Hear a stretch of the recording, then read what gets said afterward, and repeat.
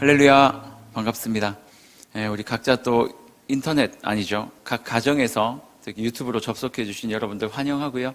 우리 같이 한번 인사했으면 좋겠는데, 우리 옆 사람 바라보면서 아무도 없으면 생각나시는 조이스 지체들 머릿속에 그려가시면서 우리 인사 한번 하죠. 오늘도 은혜 받읍시다. 네, 오늘도 은혜 받읍시다. 지금 우리 조이스는 방학맞이 세계사 특강으로 진행되고 있습니다. 기독교 회사죠. 세계 기독교 회사 특강으로 진행되고 있습니다. 단기간에 진행되는 거기 때문에 자세한 이야기는 할 수 없지만, 그래도 큰 흐름 정도 여러분들이 좀 가져가셨으면 좋겠다 라고 생각합니다. 복습 잠깐만 할까요? 오늘도 우리 또 뒤에서 한 자매님께서 그림을 그려주셨어요. 기가 막히죠? 지난주보다 이 꺾임이 조금 더 섬세해진 것 같고, 오늘은 특별히 구두발이 조금 더 커진 것 같아요. 왜? 여기가 중심이기 때문에. 너무 감사합니다. 여러분, 항상 지난주에도 얘기했고 그 지난주에도 얘기했지만, 교회사를 바라볼 때 우리가 가장 중점적으로 바라봐야 될 건 뭐냐면, 하나님의 위대하심과 인간의 연약함이에요. 인간은 끊임없이 하나님께 죄를 짓고 모든 것들을 다 범죄하는 쪽으로 사용을 해요. 그런데도 하나님께서 그 모든 것들을 들어 쓰셔가지고 하나님 나라를 일구시고 계시더라. 그래서 여러분들이 기독교회사를 바라볼 때 인간의 연약함에만 집중하면 안 돼요. 그럼 우울해져요. 그건 또 사실이 아니고요. 인간의 연약함을 딛고 사역하시는 하나님의 위대함을 바라보는 것, 그게 교회사의 가장 중요한 관점입니다. 다시 한번 짧게 리뷰를 한번 하죠. 예수님께서 이 땅에 오셨고, 예수 그리스도께서 이 땅에 뭐 주고 가셨다 그랬죠? 십자가, 교회. 예수님께서 이 땅에 교회를 딱 남겨주고 가셨어요. 12사도를 중심으로 해가지고 이 땅에 교회가 생겼고, 이제 이 교회를 통해서 사도행전에서 많은 사람들에게 하나님의 복음이 흘러가는 역사를 우리가 사도행전을 통해서 바라볼 수 있었습니다. 이게 이제 같은 시기에 벌어진 일이에요. 어떻게 교회가 생겼고, 생겨난 교회는 어떻게 복음을 전파하며 살았는가. 그런데 요 시점에 사도 바울이 교회가 생기고 난 다음에 예루살렘 교회를 핍박해가지고 사람들이 도망을 가고 각지로 퍼져가지고 도망간 그 지역에서 새로 교회가 생기고, 이게 바로 서신서 사도행전에 나오는 쭉 이야기들인데, 문제는 이 사도행전이 마무리될 때쯤, 사도행전 시대도 마찬가지였고요, 로마라는 나라가 이미 예수 그리스도께서 태어나셨을 때부터 있었던 나라지만, 이 나라가 새로 생긴 교회, 기독교에 대한 엄청난 핍박을 하기 시작하더라라는 거예요. 핍박의 이유는 얘기했죠. 기독교인들이 더 이상 이렇게 로마의 황제를 숭배하지 않고, 그리고 로마에 있는 그 미트라라는 군대에 있는 신을 믿지 않으니까 군대 조직이 와야 될 것 같았던 거예요. 왜냐하면 로마 자체를 거부했다고 생각을 하는 거예요. 어떻게 너희가 우상 숭배를 하지 않고 미트라라는 신을 섬기지 않느냐. 그래서 로마인들이 이스라엘 백성들을, 기독교인들을 핍박하기 시작을 했습니다. 그렇게 핍박을 하던 도중 10대 핍박이라고 하는데 아주 강력한 핍박 몇 개가 있었는데, 이게 바로 지금 초대교회사를 우리가 지금 살펴보고 있는 거예요. 초대교회가 이런 상황이었다는 거예요. 크게 두 가지라 그랬죠. 로마의 핍박, 외부의 핍박과, 로마서 아니고요, 로마의 핍박과, 그리고 이단의 문제가 이 안에 있더라라 그랬습니다. 이단의 문제. 그래서 기독교인들이 처음에 초대교회 때는 이 두 가지 때문에 너무 힘들었어요. 산채로 풀 잡아서 태우고 횃불로 만들어 버리니까. 예수 믿는다 그러면 다 죽여버리니까. 그냥 죽이는 게 아니고 너무 심하게 고문을 하니까. 그런데 로마에 있던 사람들도 그렇게 핍박을 받았지만, 로마 밖에 있던 많은 지역에 이때 당시에 흩어져서 생겼던 교회에 있던 사람들도 핍박을 받았다는 거죠. 그 핍박은 무슨 핍박이었어요? 이단의 공격. 각 지역에, 자기 지역에 맞게 하나님을 왜곡해버린 거예요. 이렇게 힘들던 그리스도인들이, 기독교인들이 이제 광명을 보게 됩니다. 언제요? AB가 아니고, AD 한 323년경이죠? 그 콘스탄티누스 황제, 지난주 시간에 이야기를 했죠. 이 사람이 이제 여러 가지 문제 때문에 있었는데, 그때 당시 로마에 있었던 아주 강력한 그 군권, 그러니까 황제와 콘스탄틴이 이제 싸움을 하게 돼요. 앞에 있던 이야기는 다 치우고요. 콘스탄틴이 너무나도 두려운 상태에서 그 사람과 이제 싸움을 하러 가는 마지막 결전의 날, 그 직전에 하나님께서 어떤 사람에 의하면 뭐 꿈에서 나타났다 하기도 하고 어떤 사람은 뭐 환상을 봤다 하기도 하는데 어쨌든 이 콘스탄틴 황제가 대제가 하나님을 만나게 됩니다. 그리고 말했던 거 키로 요 문양을 하나님께서 딱 보여주시면서 네가 반드시 승리하게 될 것이다. 이것으로 승리하리라 라고 말씀하셨고 콘스탄틴 황제가 이 문양을 자기 모든 군인들의 방패에다 다 갖다 박아놨다 그랬죠. 그리고 결국 밀비안 다리 전투에서 승리하게 됩니다. 그리고 나서 콘스탄틴 황제가 너무 감사하잖아요. 그리고 자기 엄마도 기독교인이었어요. 아주 독실한. 너무 감사하니까 이제 교회를 이렇게 핍박받게 놔둘 수 없다. 그래서 교회를 복권을 시켜버려요. 기독교는 이제 이단 아니다. 기독교를 아무도 괴롭히지 마라. 그리고 콘스탄틴 이후에 있었던 황제가 기독교를 아예 공인을 해버려요. 국교로. 기독교 입장에서는 엄청 횡재를 얻은 거잖아요. 그렇게 때리던 사람들이 기독교를 인정해 주게 된 거니까. 근데 이때부터 기독교가 어떻게 된다고요? 조금씩 변질되기 시작해요. 그 변질되기 시작하는 기점이 중세교회고요. 뭐 그 전부터 시작이 되긴 했지만 변질되기 시작하고 나중에 중세교회에서 기독교는 거의 뭐 최악의 종교 같아요. 종교가 유착이 돼버려요. 정치와 교회가 하나가 돼가지고 그러면 더 시너지를 나타내면 좋은데 시너지가 역으로 난 거예요. 어쨌든 자, 지난 시간에는 콘스탄틴 황제가 교회를 국교, 뭐 국교는 그 뒤에 했지만 그래도 국교라고 얘기를 할게요. 기독교를 공인시키고 나서 콘스탄틴 황제가 로마 전체를 다 장악해버리고 와 내가 왕이다 그러고 있었는데 이 사람이 죽을 때쯤 되니까 힘들어지는 거예요. 이 아들들이 있었는데 아들 2명이 있었는데 얘네들한테 이걸 어떻게 하지? 고민을 하다가 이효리는 늘 우리에게 고민하지 말라고 이야기했지만 콘스탄틴 황제는 고민이 됐던 거예요. 그래서 이 사람이 뭐 어떻게 이제 일처리를 했냐면 2 아들에게 똑같이 나라를 물려줍니다. 이야기했죠? 여기 이렇게 선을 대충 이렇게 꺼가지고 여기가 이제 서로마. 여기는 동로마. 서로마 제국과 동로마 제국으로 나누어서 각각 아들에게 물려주고 콘스탄틴은 깨꼬닥하고 죽어요. 근데 문제는 여기 있었어요. 서로마 제국을 맡은 놈도 동로마 제국을 맡은 놈도 더 이상 이 아버지가 너무 대단하고 자기들은 그 보호 아래서 자랐으니까 힘이 없었던 거예요. 유약했었나 봐요. 그래서 이 사람들이 제대로 집권도 하지도 못하고 이 2 제국에서 제대로 집권도 하지도 못한 채 이 군부 세력에 의해서 둘 다 밀려나요. 그리고 나서 서로마와 동로마는 막 서로 피 터지게 싸움을 시작하는 거예요. 피 터지게 싸움을 시작하다 보니 국가는 점점점 연약해졌고 점점점 약해져 가기 시작했는데 이때 당시에 마침 이 위쪽에 중국 대륙 여기 몽골 대륙에서 생겨난 훈족이라는 사람들이 점점 엄청난 기세로 이쪽으로 몰려오기 시작했고 정복을 해가기 시작했고 여기에 있던 게르만족들이 점점 밀려나기 시작을 하다가 결국 어디까지 들어가요? 서로마까지 들어가게 된 거예요.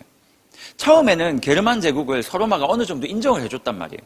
야 너희들 그냥 우리가 좀 보호해줄게라고 했는데 나라가 약해졌다 그랬잖아요. 가만히 보면 나라가 약해졌어요. 그리고 로마 사람들이 자기를 야만인이라고 무시하는 게 보이는 거예요. 짜증나는데 그냥 먹어버릴까? 하고 게르만족들이 얘네들을 먹어버립니다. 요 시기에 있었던 게 어거스틴이라 그랬죠. 어려워요? 안 어렵죠. 어거스틴이라는 사람이 요 시기에 살았단 말이에요. 이 시기에 살았는데 가만히 보니까 어거스틴이 보는 것과 백성들이 보는 게 똑같았어요. 하나님의 나라라고 했는데 아무리 봐도 하나님 나라 아닌 것 같은 거예요. 게르만 민족에게 먹히는 하나님 나라가 어디 있어요? 이렇게 약해가지고 주변 민족들한테 이렇게 짓밟히는 하나님 나라가 어디 있어요? 이 사람들의 머릿속에는 하나님을 향한 의문이 들기 시작했고 어거스틴은 그 사람들에게 하나님 나라에 대한 것을 가르치기 시작했던 거예요. 야, 하나님 나라, 하나님의 도성, 하나님의 도성이라는 게 있긴 한데 너희들은 다 로마라는 나라가 하나님의 도성이다, 하나님 나라라고 생각했는데 그거 아니라는 거죠. 로마는 그저 인간이 세운 나라에 불과하고 로마의 국교가 아무리 기독교라도 로마 자체가 하나님의 나라가 아니다. 지금 우리가 두들겨 맞고 있는 것이 로마가 두들겨 맞고 있는 것이 하나님의 나라가 두들겨 맞고 있는 것이 아니다.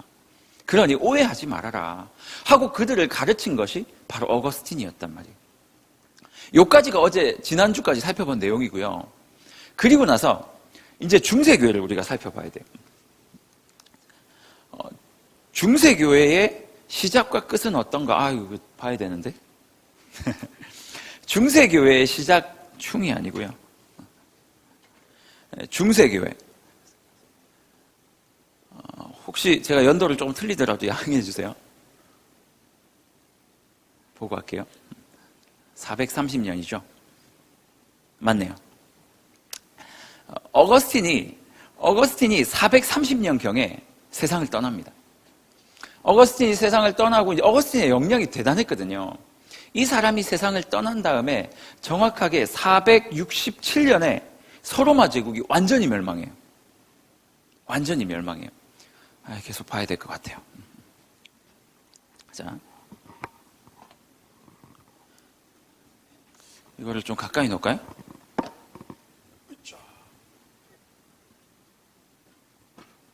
자, 어거스틴이 세상을 떠나고 난 다음에 이제 중세 교회가 이제 곧 시작이 되는데 이후로부터 라은성 교수님이라는 교수님이 자기 책에서 뭐라고 얘기를 하냐면 이후부터 진리의 보고였던 교회가 세상 권력과 손을 잡고 진리를 왜곡하기 시작했고 그걸 감추기 시작했다.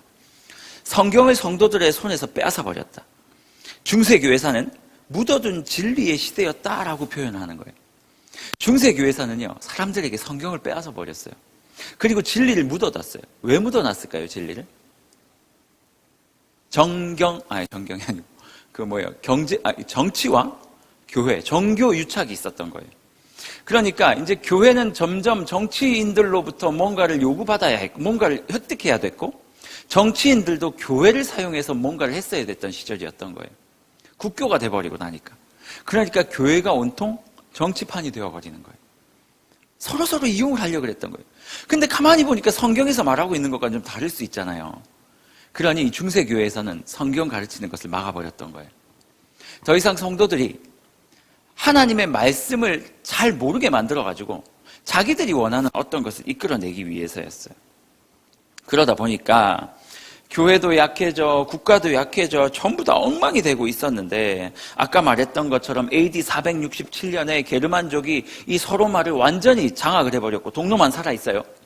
서로마를 완전히 장악해버린 다음에 기독교 유산들도 다 부숴가기 시작을 한 거죠. 그 사이에 또 문제가 생겨요. 이게 이제 460년경, 470, 80년경의 이야기라면 이제 한 630년 정도에 이 밑쪽에서 이슬람교가 생겨요. 그래서 이슬람교가 또 점점 올라오면서 동로마 제국을 괴롭히기 시작해요.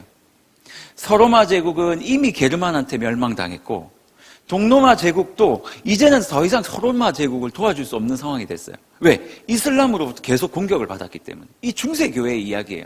중세 천년의 이야기예요. 그러니 중세교회는요, 정교가 유착이 됐고요, 완전히. 그것 때문에 교회와 국가 자체가 완전히 약해질 만큼 약해져 있었던 거예요.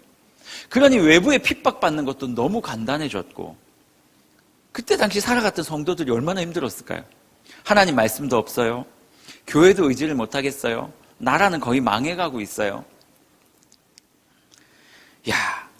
이렇게 심각한 상황이 된 원인을 뭘로 봤냐면 기독교의 타락으로 보는 사람들이 생겨나기 시작했어요. 이 나라가 이렇게 난리가 나고 교회가 이렇게 무너져 있고 이 교인들이 완전히 타락을 해도 이렇게 타락할 수가 없는 거예요. 경제적으로, 재정적으로, 성적으로, 윤리적으로, 도덕적으로 모든 것들이 다 타락해버린 이 사태가 원인이 뭘까라고 생각을 해봤더니 종교의 문제였다는 거예요. 우리가 하나님께서 주신 그리스도인으로서의 삶을 완전히 잃어버렸구나. 더 이상 우리가 믿는 이게 원래 있었던 기독교와는 좀 다른 것 같은데?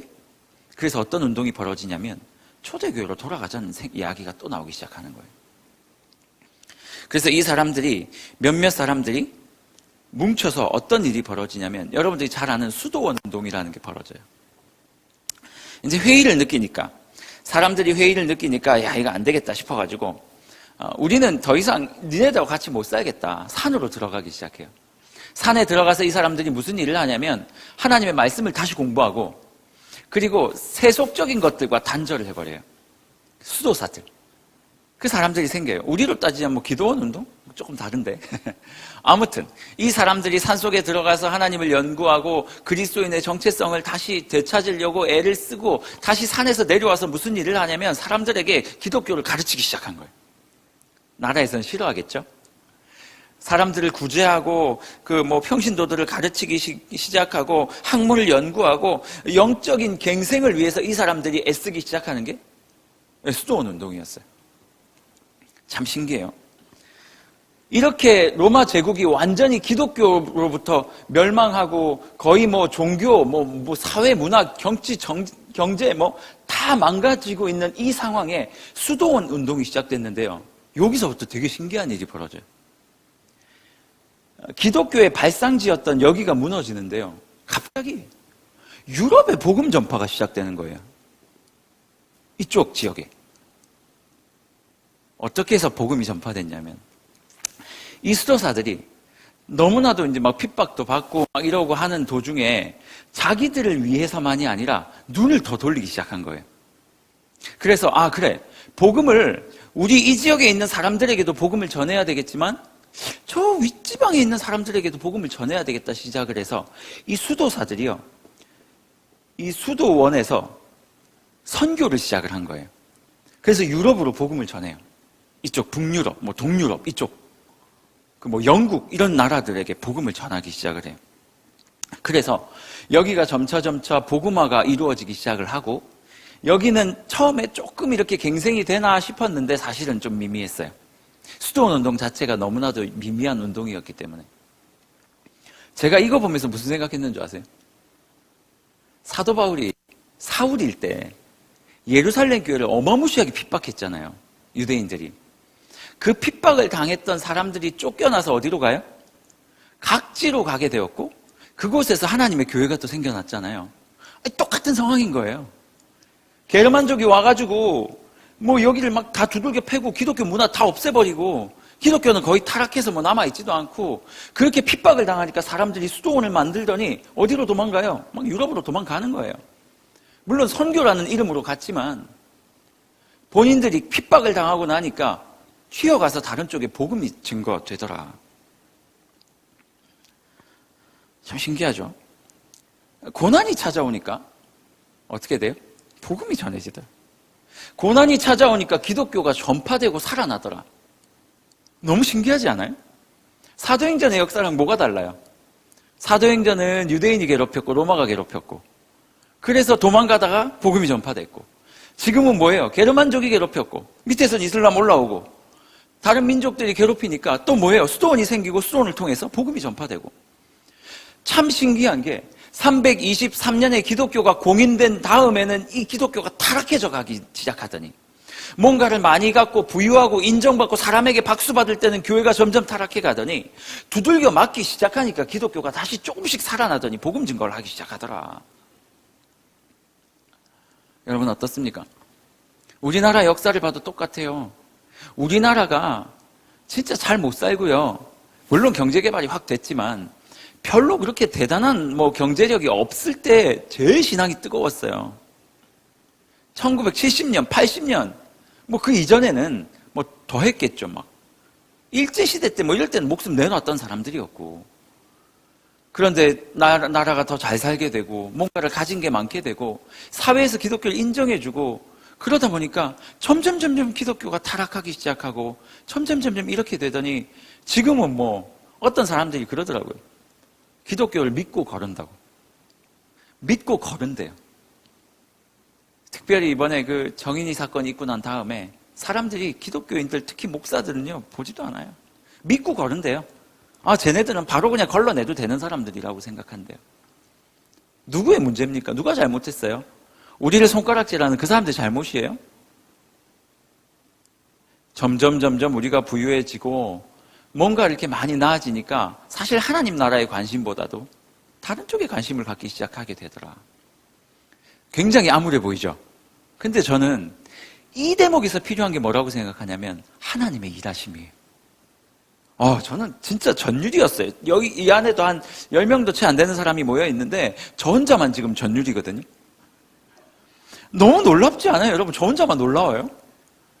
타락을 하더니, 나라가 망하더니 그냥 그렇게 기독교가 없어질 것 같았는데 없어지지 않더라니까요.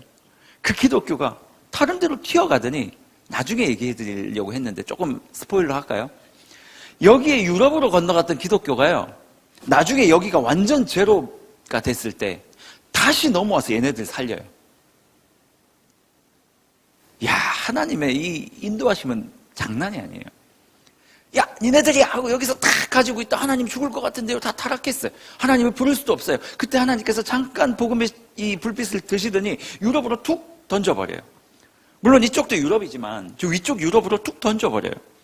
그러더니 여기 불씨가 거의 꺼질 때쯤 다시 그거 가지고 와서 여기 지피고. 저는 한국 기독교를 바라보면서 이 역사를 바라보는 눈으로 한국 기독교를 다시 보면요, 소망이 보이는 거예요. 딱 우리가 이 상태거든요. 하나님께서요, 우리가 타락했고 뭐가 잘못됐고 우리가 잘못을 많이 했고 오케이, 좋아요. 이제 고쳐 나가야 돼요. 그런데 그렇다고 우리 죽이지 않는다는 거죠. 하나님께서 잠깐 가져갔다가 다시 우리가 정말 하나님 앞에 겸손해지고 하나님 앞에 무릎을 꿇을 때쯤 되면 다시 가지고 오실 거예요. 제가 가끔 그런 생각을 해요. 예찬이가 이제 8살이 됐는데, 야, 이 아이가 사는 세상은 어떨까를 생각하면 끔찍해요. 지금도 이렇게 쉽지 않다고 하는데 이 아이가 사는 세상은 어떨까? 끔찍했었어요. 이 아이가 믿는 하나님은 어떤 교회에서 이 아이가 신앙생활을 할까? 그런데 교회사를 공부하면 공부할수록 그 하나님의 역사에 대한 믿음이 제 가슴속에 계속 생겨나기 시작해요. 여러분, 기억하십시오. 하나님께서 누구를 쓰시는 줄 알아요? 이 수도원 운동에서 이 수도사들이 가졌던 간절함, 이 간절함, 그래서 세상을 등지고 산에까지 기어 올라가가지고 그 고생을 도맡아 했던 이 간절함, 고생을 여기서만 한 게 아니라 배낭 하나 메고 유럽까지 가서 복음을 전하면서 가졌던 하나님을 향한 간절함, 이 간절함만 있으면 하나님께서 이 간절함을 보고 일을 하신다는 거예요. 수도원 운동도요, 여러분, 완전히 퍼펙트한 운동 아니었어요. 막 여기에 막 샤머니즘도 들어가고요, 나중에는 막 이상한 것들도 포함되어 있어요. 왜냐하면 자기들도 잘 몰랐으니까. 하나님을 잘 몰랐어요. 배운 적이 없으니까 별로. 올라가서 자기들끼리 막 명상하고 막 이런 사람도 있어요. 비록 부족했지만 그럼에도 불구하고 그 간절함을 이용하셔서 하나님께서 이런 복음의 역사를 하시더라. 여러분, 여러분의 상황 이런 거 따지시지 마세요. 우리가 목사님, 저는요 사실 코로나 와가지고요 지금 신앙생활이 좀 최악이에요. 거의 지금 이 서로마 제국 같은 느낌이에요. 괜찮아요. 오늘 이 말씀을 통해서 여러분이 하나만 가져가시면 돼요. 하나님께서 당신의 손으로 어떤 상황임에도 불구하고 당신의 손으로 우리를 다시 한번 이렇게 세우실 것이다. 그 직전에 우리의 마음속에 뭘 넣어주신다? 간절함. 그럼 우리는 뭘 해야 돼요? 하나님 나라를 향한 간절함만 회복하면 돼요. 그러면 하나님께서 다시 일구실 거니까. 자, 이런 일이 있고 나서 이 뒤에 또 역사가 이제 계속 진행이 되니까요. 지금까지 우리가 살펴봤던 거는 467년에서 한 700년대 초반까지 그 이야기들을 좀 나눈 거예요. 그 사이에 한 200년, 300년 동안 로마에 있던 기독교가 너무 약해졌고 완전히 이런 상황이 되었다. 그런데 여기 또 문제가 생겨요. 서로마 제국에는요, 뭐가 있냐면 교황이라는 사람이 있었어요. 교황은 누구냐면 원래는 교황이라는 게 없었거든요. 교황은 어떤 사람이냐면 여기를 이제 그 신앙적인 역할을 감당하고 있는 대주교 정도 할까요? 주교. 주일학교 교구 말하는 거 아니고 우리 교회 주교를 말하는 게 아니고 대주교, 추기경 이런 사람들이 있었잖아요. 어쨌든 신앙적인 부분을 감당하고 있던 사람이 최고봉이 여기도 하나 있었고 여기도 하나 있었어요. 그런데 여기 있는 교황이 점점 힘이 세지기 시작해요. 왜 힘이 세졌냐면 여기 지금 야만족들이 여기를 정복했다 그랬잖아요. 처음에는 이 야만족들이 완전히 다 때려 부수고 문화를 다 학살을 했는데 가만히 있다 보니까 여기에 자기들이 따라갈 수 없는 문화가 하나 있는 거예요. 아주 고급진. 그게 뭐였냐면 교회였어요. 교회를 가만 보니까 야만족이었으니까 글도 잘 몰랐고 그런 사람들이 가만 보니까 교회를 좀 알고 싶은 거예요. 그리고 그들에게 복음이 조금씩 들어가기 시작했어요. 처음에는 다 뚫기 부쉈는데 나중엔 이들에게 복음이 들어가고 나니까 아무것도 모르잖아요. 그러니까 교회의 수장에게 찾아와서 이거 어떻게 하는 거예요? 라고 묻기 시작하는 거예요. 목사라고 칠까요? 목사님 예배 어떻게 드리는 거예요? 황제가 와서. 그럼 목사님이 어떻게 해요? 목사가? 예배는요, 들어오셔서 제가 일어나라 그러면 일어나시고 성경 읽으시고 앉으라면 앉으면 되고 제가 하나님 말씀 전할 때 여러분 들으시면 되고 들은 대로 순종하면 됩니다. 황제인데. 그러다 보니까 여기에 쪼개져서 있었던 많은 나라의 황제들이나 제후들이나 이런 야만족들이 교황 앞에 와서 말씀을 듣고 교황에게 기독교에 대한 걸 뭔가를 묻기 시작하니까 점점 교황의 권위가 올라가기 시작한 거예요. 그래서 여기는 교황이 없었어요. 없어요, 지금도. 왜? 여기는 그냥 처음부터 그냥 동로마 제국이 있었으니까. 여기는 왕이 짱이었고, 왕짱. 여기는 교황이 짱이었으니까 교짱. 이런 이제 구분이 되기 시작을 했는데, 문제는 게르만족이 예수를 믿고 뭐 이렇게 좀 강해지긴 했지만 여전히 이 사람은 군사력도 없었고, 뭐 게르만족뿐만 아니라 주변에 다른 야만족들도 와서 괴롭히기도 하고, 그럴 때마다 이 사람들이 이 사람에게 동로마에 전화를 해가지고, 동로마 제국의 교황 전화번호가 010 재미없죠.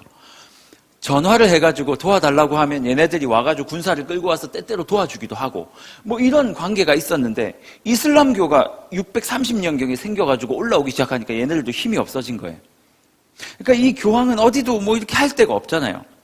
그래서 이 교황이 자신의 파트너로 조력자로 누구를 찾냐면 프랑크 왕국의 샤를마뉴라는 사람이 있어요. 역사책에서 다 한 번씩 들어봤죠. 샤를마뉴. 샤를마녀가 아니고 샤를마뉴. 샤를마뉴라는 황제가 있었는데 이 사람도요 여전히 그냥 그 야만족이었어요. 이 사람이 이 서유럽 지역을 이 사람이 통일을 해요. 와, 서유럽은 내 거 이렇게 통일을 해요. 그런데 이 사람은 글자를 몰랐어요. 그런데 엄마가 기독교인이었네. 엄마가 기독교인이었기 때문에 이 사람 가슴 속에 하나의 꿈이 있었는데 그게 뭐였냐면 어거스틴이 외쳤던 하나님의 도성, 하나님의 나라를 이 땅에 만드는 게 자기 꿈이었어요. 신기하죠? 여기를 다 통일을 했는데 하나님의 나라를 일구는 게 자기의 꿈인 무식한 황제가 여기에 대장이 된 거예요. 그래서 교황과 샤를마뉴가 둘이 짝짝꿍이 돼가지고 우리 다시 이거 한번 읽어봅시다 라고 생각을 한 거예요. 그런데 이 샤를마뉴가 아무리 생각을 해도 여기는 이미 뭐 문하고 뭐고 지금 다 박살이 난 상태이기 때문에 아무리 생각을 해도 방법이 없는 거예요. 다시 이때 하나님의 나라의 그 문화들을 일구고 찬란한 교회를 일구고 싶은데 자기는 뭐 글도 모르고 학문도 모르고 다 모르니까 방법이 없어서 고민하다가 고민하지 말라 그랬는데 샤를마뉴 역시도 고민하다가 이 사람이 영국에 있는 요크 지방이라는 영국에 있는 한 지역에 한 사람을 데리고 오게 됩니다. 그 사람의 이름은 알퀸이라는 사람이었어요. 이 사람은 누구냐면 여기 수도원에서 복음 전했잖아요. 얘네들이 갔으니까 여기도 수도원을 만들었을 거 아니에요. 그 수도원에서 공부를 했던 학자인데요. 당대 최고의 석학이고 천재였어요. 천재 신학자가 있었어요. 그래서 이 알퀸이라는 사람을 이쪽으로 데리고 와요. 그래서 이 황제가 샤를마뉴 황제가 이 알퀸에게 내가 너에게 모든 것을 다 지원해 줄 테니 이 나라에 다시 기독교의 부흥기를 만들어내라 라고 요청을 해요. 그래서 이 알퀸이라는 사람이요 이 땅에서 엄청난 일들을 하기 시작합니다. 뭘 했는 줄 아세요? 수도원. 이 유럽 전역에 수도원을 만들고요. 그 수도원에서 학문을 가르쳐요. 기독교를 가르쳐요. 9세기, 그러니까 800 몇 년 이런 시기에 이 지역에 엄청난 기독교의 학문적인 번영이 있어요. 여러분 이런 얘기 들어보셨어요? 어떤 사람들은요. 르네상스 이전에 먼저 있었던 르네상스다라고 이야기할 만큼 엄청난 학문적인 성과가 이루어져요. 이전에 막 잃어버렸던 기독교의 서적들 다 찾아내고요. 그 책들을 번역해서 사람들에게 뿌리고 제작하고 엄청나게 학문적인 발전을 이루는 시기가 이 시기였어요. 여러분들 되게 신기하지 않아요? 중세 교회 그러면 완전히 썩어서 그냥 암흑기라고 생각을 했잖아요. 누구도 이 중세 교회에 이런 일들이 있었으리라는 생각을 못했을 거예요. 그런데 여러분 그거 아세요? 중세 교회 1000년의 시기를 전체적으로 봤을 때는 최악이었어요. 왜? 기독교가 막 완전히 망가졌으니까. 그런데요, 이 중세 교회 안에서도 하나님이 역사하시더라 하는 거예요.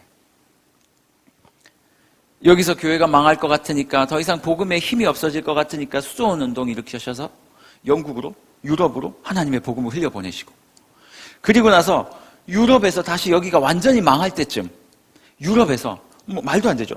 그 샤르마뉴 대제라는 사람을 일으켜가지고 여기를 천하 통일을 시키더니 그 사람의 가슴 속에 어거스틴의 하나님의 도성이라는 이것들을 심어주시고, 그 열망함으로 말미암아 다시 유럽에 있는 알킨이라는 대단한 학자를 데리고 오셔서 이 하나님의 나라로 시작했던 이 이탈리아 반도, 이 반도를 하나님께서 끝까지 지키셔서 서로마 제국을 버리지 않으시고 끝까지 지키셔서 제국은 멸망했지만 하나님의 나라는 멸망하지 않게 하는, 그리고 그 다음 세대를 위해 다시 책을 정비하고 학문을 정비하고 하나님의 놀라운 일들을 감당하게 하시는 이 하나님의 역사. 여러분, 과연 중세 천년은 진짜 암흑기였습니까? 어떤 의미에서는 암흑기가 맞습니다. 하지만요, 하나님의 사역은 단 한 번도 암흑기였던 적이 없었다는 거죠.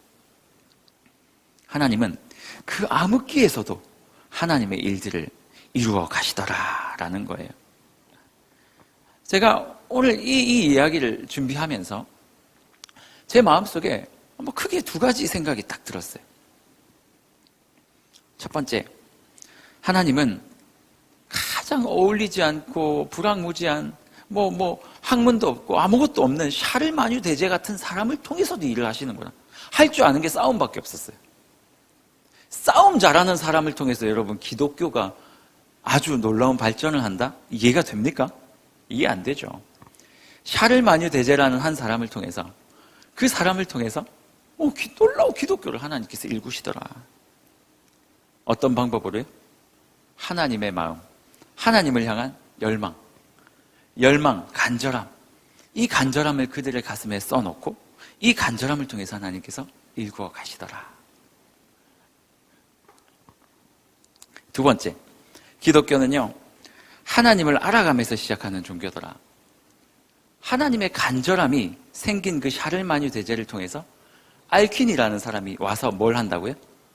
하나님을 가르치더라 라고 이야기하고 있는 거예요. 여러분 어떠세요? 이제 말씀을 좀 마무리하려고 하는데, 우리의 인생, 하나님의 교회, 하나님의 역사 속에서 암흑기는 없어요. 제가 감히 말씀드리지만 우리의 인생에서 영적인 암흑기는 없습니다. 왜요?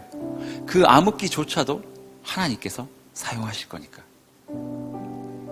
목사님, 저는요 할 줄 아는 거 아무것도 없고요, 사실 주님 앞에서도 한 게 없어서 너무 죄송하고요, 저는 그냥 그저 그런 인생인데요. 아니, 그런 거 없다니까요. 샤를마뉴를 사용하신 하나님이라면 우리의 인생도 사용하실 거예요. 하나님께서 우리에게 요청하시는 게 뭐라고요? 열정이에요. 하나님을 향한 간절함이요. 우리의 마음속에 하나님을 향한 간절함만 있다면 어떤 상황에 놓여 있을지라도 하나님은 우리를 사용하십니다. 목사님, 저는 직장이 없어요. 그게 무슨 상관이에요? 목사님, 저는 남자친구가 없는데, 그게 무슨 상관이에요? 조이스에 있는 사람은 다 없는 사람들이에요. 그게 무슨 상관이에요? 그거 없다고 물론 속은 상하죠. 하지만 그거 없다고 그것 때문에 우리의 인생이 영적 암흑기로 들어갑니까? 그럴 수 없다는 거예요. 목사님, 전 건강이 좀 약한데 그게 무슨 상관이에요? 목사님, 저는 잘하는 게 없어요. 아무 상관없다니까요. 진짜 상관 있는 거 하나가 있어요. 하나님을 향한 간절함이 없으면 그건 문제가 돼요. 그렇구나, 하나님은 아무나 쓰신다. 주를 향한 열망만 있으면 된다. 두 번째는, 기독교는요 하나님을 알아가면서 시작된 종교예요. 여러분, 열심히 하나님을 배우셔야 돼요. 배우고 머릿속에만 있으면 안 되고, 열심히 하나님을 배우고 그 하나님을 알면서부터 기독교는 시작되는 거예요. 아무것도 없었어요. 그래서 샤를마뉴가 선택한 게 뭐예요? 알퀸을 데리고 온 거예요. 알퀸이 오니까 딱 오더니 진단을 해요. 니네들 하나님을 모르는구나. 무슨 소리야. 우리가 지금 1000년 동안 하나님을 믿었는데 너희 하나님 누군지 모르는 것 같아. 성경에서 말한 하나님은 그런 하나님이 아니야. 일단 공부할까? 하나님은 어떤 하나님이냐면, 둘째 하나님은 어떤 분이시냐면, 셋째 어떤 분이시냐면, 너희들이 하나님을 계속 오해하고 있었기 때문에 이 사태가 나타난 거야. 헌금? 그게 중요한 게 아니야. 와서 주님 앞에, 말씀 앞에서 너희가 뭐 헌신하는 거, 그것도 중요한 거 아니야. 하나님 말씀 앞에서 하나님을 배우고 하나님을 사랑하게 되면 헌신이든 헌금이든 뭐든 다 하게 돼 있으니까 먼저 와서 하나님을 배우고 그 하나님 앞에서의 간절함을 회복하고 그 하나님과 동행하면 된다. 여러분, 어떤 상황에 있습니까? 2021년이 딱 시작됐는데 아무것도 없는 것 같죠? 여전히 똑같고 실망스럽고. 하나님 앞에 사모함을 좀 회복하는 우리가 됐으면 좋겠어요. 기독교 역사가 지금 증명하고 있잖아요. 초대교회 아무것도 없을 때 하나님이 은혜 주셨어요. 중세교회 많이 가지고 있으니까 타락하더라고. 그래서 신앙적인 유산이 다 없어질 것 같고 또 아무것도 없어지는, 나라까지 망해버리고 신앙도 약해져 있으니까 하나님이 또 부흥을 시키시잖아요. 이상한 샤를마뉴 같은 사람 세워가지고. 제가 여러분들과 함께 찬양하고 싶은 찬양이 하나 있어요. 똑바로 보고 싶어요라는 이 찬양인데, 이 찬양은 장애우들을 위해서 만들어진 찬양인데요. 뭐 앞부분 말고요. 제가 집중된 거는 뒷부분 후렴이었어요. 이 찬양의 가사가 이래요.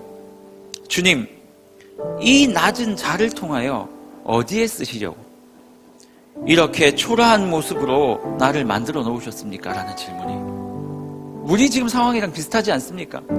주님, 나를 도대체 어떻게 쓰시려고 내 상황을 좀 변화시키지 않고 늘 이런 식으로 살게 하시는 거죠. 머리 아파 죽겠습니다. 주님. 어떻게 해야 됩니까? 주님께 드릴 것은 사모하는 이 마음뿐, 이 생명도 달라시면 십자가에 주겠습니다. 이 대목에서 제 마음속에 탁 와닿는 게 이 마음이었어요. 이 말이었어요.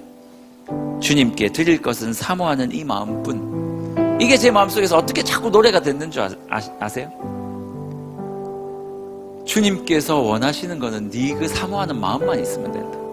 드릴 게 이것밖에 없어요가 아니고 그게 다다라고 말씀하시는 하나님의 음성으로 자꾸 들리는 거예요.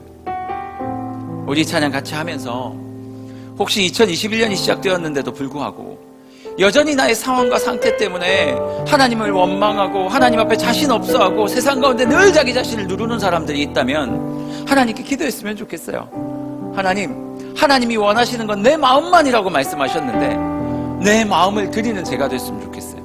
이 마음만 하나님께서 받아주시면 샤를마뉴처럼 아무것도 할 줄 아는 사람일지라도, 기독교에 대해서 무지한 사람일지라도 하나님께서 사용하심을 아오니 하나님이여 내 마음속에 간절함을 회복시키시고 하나님 그 간절함을 통해 나를 사용하여 주옵소서. 이렇게 찬양합니다. 주님, 이 낮은 자를 통해